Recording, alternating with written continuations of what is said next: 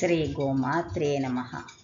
आद्यवासरपञ्चाङ्गम् आङ्ग्लेयसंवत्सरप्रकारेण मे मासे सोमवासरे एकादशदिनाङ्कः 2026तमे वर्षे सनातनपञ्चाङ्गप्रकारेण श्रीपराभवनामसंवत्सरे उत्तरायणे वसन्तऋतौ वैशाखमासे कृष्णपक्षे इन्दुवासरे नवम्यां तिथौ शतभिषा-नक्षत्रे अद्य काशीविश्वनाथस्य नामस्मरणमुत्तमम्।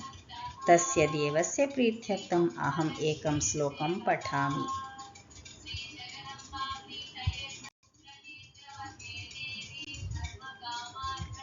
तेजोमयं सगुणनिर्गुणमद्वितीयम् आनन्दकन्दमपराजितमप्रमेयम् नागात्मकं सकलनिष्कलात्मरूपं वाराणसीपुरपतिं भज विश्वनाथम्।